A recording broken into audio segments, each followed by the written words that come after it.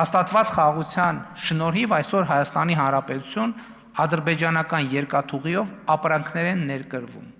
Ադրբեջանից նավթամթերք են ներկրվում Հայաստանի Հանրապետություն, ինչի արդյունքում մեր քաղաքացիներն ու բնակիչները արդեն իսկ տասնյակ միլիարդների խնայողություններ են ունեցել, որովհետև ադրբեջանական նավթամթերքի ներկրումը ի վերջո այն վերջին գործոնն էր, որի արդյունքում մենք ավարտեցինք նավթամթերքի շուկայում մենաշնորհի կազմաքանդում օպերացիան, որը տևում էր 8 տարի, էլի բաներ կան, որ տևում են 8 տարի, և մեր քաղաքացիները հարցնում են, բա ինչի 8 տարի, շատ պարզ պատասխան ունի, որովհետև այդ դեպքերում մենք ոչ թե ուղղակի պարզ գործողություն ենք անում, մենք բառից բուն իմաստով էլի կանդրադառնամ, մաֆիայի դեմ ենք պայքարում, հարգելի գործընկերներ, սիրելի ժողովուրդ, բառից բուն իմաստով, այո, երբեմն և ներհայաստանյան լիներ միայն այդ մաֆիան, բայց այդ մաֆիան երբեմն ունի այլ տեղերում, այլ ճյուղեր,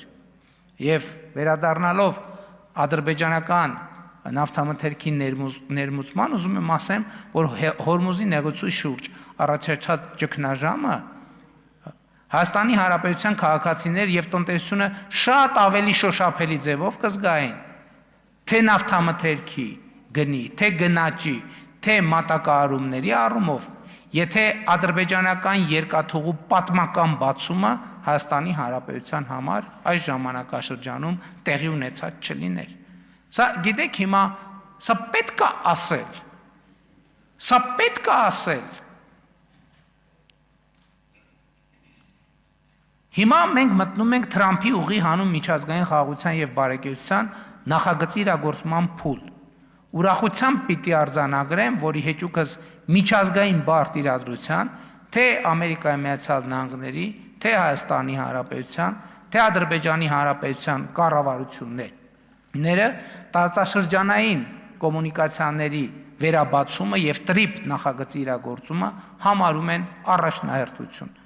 Սա բխում է այն գիտակցումից, որ նախագծի իրագործումը մեր տարածաշրջանում երկարաժամկետ, կայուն և